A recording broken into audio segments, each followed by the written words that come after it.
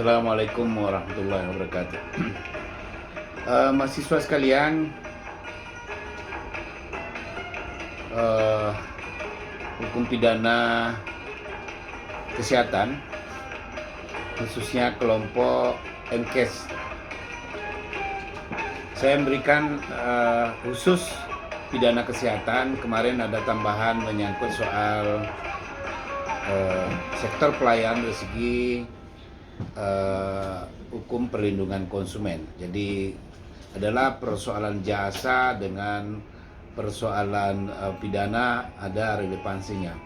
Tapi saya akan memfokus, sudah sekalian, saya satu-satunya atau dokter pidana yang mengajarkan ilmu pidana, dan pengalaman-pengalaman lain adalah dulu kriminalistik, kriminologi, kemudian praktek peradilan pidana, kemudian ada mata kuliah zaman dahulu namanya dokter kehakiman, kedokteran kehakiman.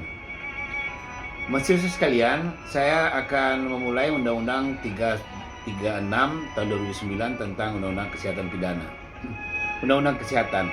Tapi kita fokus soal pidana. Jadi apa sebenarnya pidana ini? Pidana, saya mengawali dulu, baru masuk kita kesehatan. Undang-undang pidana ada beberapa bagian. Kalau dulu pidana hanya diatur di dalam KUHP, hanya KUHP. Hanya dibantu ada 3 undang-undang tindak pidana khusus atau Tipiter waktu itu, adalah menyangkut soal undang-undang supersi, ya, kemudian ada menyangkut soal korupsi, dan menyangkut soal undang-undang penyeludupan atau kepabianan.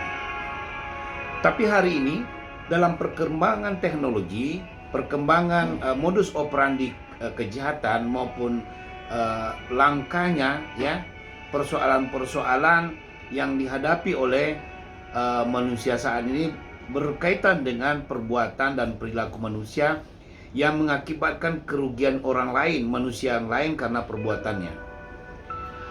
Di dalam pasal-pasal, khususnya pidana, tentu misalnya begini, mulai dari pasal 189 dan seterusnya menyangkut apa perbuatan pidana. Maka hari ini, ya, pidana dibagi 2. Ada namanya pidana umum, di kepolisian juga dibagi penanganannya. Ada resum, ada krimsus, menangani tindak pidana khusus. Menyangkut soal tindak pidana khusus ini adalah kejahatan pidana yang diatur secara khusus. Contoh misalnya undang-undang kesehatan khusus, ya, diatur oleh undang-undang, dan penanganan juga berbeda. Apalagi misalnya perlindungan anak, KDRT, illegal logging, illegal fishing, kemudian narkotika, korupsi, pabianan, pencucian uang atau money laundering, kemudian penjualan orang, trafficking dan sebagainya.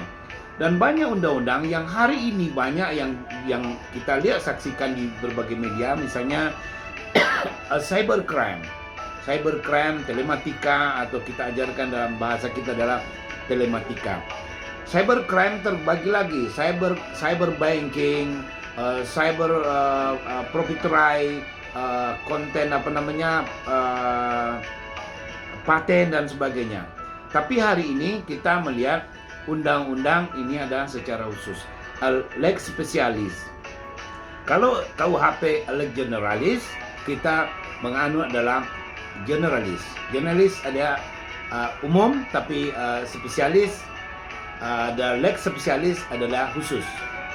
Jadi kita membahas soal apa itu pidana dalam undang-undang kesehatan ini.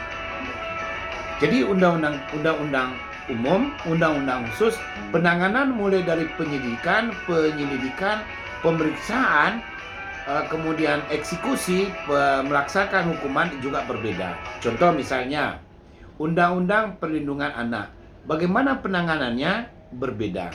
hakimnya selalu satu, ya tidak pakai toga, persidangan tertutup untuk umum. Nah, ini salah satu perbedaannya. Nah, kalau narkotika diatur di dalam KUHP dulu, sekarang diatur secara khusus, itu hukumannya, bagaimana kewenangannya, bagaimana cara menimbangnya diatur.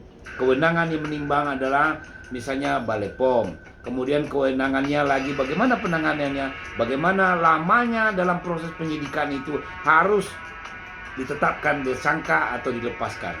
Jadi kita mulai coba ya. Misalnya Undang-Undang Kesehatan menyangkut soal pasal 32 ayat 2 tindak pidana menyangkut soal public service, pelayanan umum. Misalnya seorang medis atau dokter atau apa tidak memberikan pelayanan seketika itu, ya, orang dalam keadaan sekarat, itu bahasa kita, ya, atau dalam darurat atau sedang koma atau sudah apa, itu diabaikan atau tidak dilayani, maka salah satu perbuatan pidana adalah perbuatan ini. Misalnya apalagi tindak pidana, ya, yang dimaksud tidak memberikan pertolongan, maksudnya tidak memberikan pertolongan seketika atau seterusnya, karena darurat itu punya tempo yang sangat singkat untuk diberikan pelayanan atau tindakan terhadap si pasien. Kemudian apalagi, ya, akan mengakibatkan kematian. Mengakibatkan kematian, maka rate-nya itu akan perbuatan pidana itu menjadi meningkat. Kemudian di dalam pasal 191, ya, ada lagi saat ini ada dukun, bahasa kampung dukun atau paranormal yang turut menggunakan alat-alat secara teknologi, ya, mempraktek atau mengoperasi dan sebagainya. Dia tidak punya keahlian secara akademik dan dia diancam pidana. Dan itu, ya, di pasal 60 ayat berikutnya mengakibatkan kerugian materi atau dan lain-lain. Misalnya apalagi memperjualbelikan organ jaringan tubuh di dalam pasal 192, pasal 64 ayat 3 diancam pidana 10 tahun penjara dan 1 miliar. Rata-rata itu 1 miliar. Misalnya organ, apalagi kalau kita lihat banyak sekali, ya, organ-organ yang secara bisa diperjualbelikan, mata, ginjal dan seterusnya. Dan di beberapa negara lain, misalnya Cina, itu sudah banyak sekali menggunakan cara-cara yang seperti ini, dan banyak orang-orang kita yang datang ke sana untuk memperbaiki kesehatannya. Tetapi ada legal yang tidak legal. Ini yang diperbolehkan dan tidak diperbolehkan. Kemudian ada lagi sekarang, zaman sekarang banyak orang yang membuka praktek tidak punya lisensi, tapi mungkin secara masyarakat punya keahlian. Misalnya bedah plastik, atau misalnya merawat muka, atau memasang benang, atau membuka kerutan dan sebagainya. Dia tidak punya keahlian, tapi dia mampu, ya, berkompetisi karena pengalaman. Juga tidak bisa, ya, karena tidak punya lisensi secara kesehatan. Kemudian apalagi? Ini yang banyak sekarang ini, ya, aborsi. Apa itu aborsi? Aborsi, ya, kita melihat bahwa, ya, mengeluarkan janin di dalam tubuh wanita. Nah, jadi ini sama dengan narkotika. Narkotika yang ada dibolehkan, ada tidak dibolehkan. Aborsi juga ada dibenarkan menurut undang-undang, ada tidak dibenarkan atau bertentangan dengan pidana. Dan bagaimana ini? Yang diatur dalam, ya, pasal 75 ayat 2, ancamannya 10 tahun penjara dan denda 1 miliar. Jadi inilah yang berbagai sering terjadi di masyarakat, di masyarakat, terjadi di dalam masyarakat aborsi ini. Dan kita lihat kalau kasus aborsi itu banyak yang terjadi, misalnya uh, kegiatan korporasi, dia sudah terstruktur, dia ada yang mencari, ada marketingnya, ada yang bidang medisnya, ada yang secara sudah mengatur, dan ada yang menguburkannya. Kemudian ada lagi memberikan pandangan-pandangan yang bagaimana berbagai cara korporasi yang terjadinya kejahatan berpraktik lama sekali, bertahun-tahun, seperti kita saksikan di berbagai media. Dan ini yang banyak terjadi di Indonesia karena banyaknya wanita-wanita muda hamil di luar pernikahan, sehingga menjadi komoditi yang terjadi di dalam masyarakat. Kemudian lagi kita melihat di dalam pasal 196 dan 108 tidak memiliki keahlian.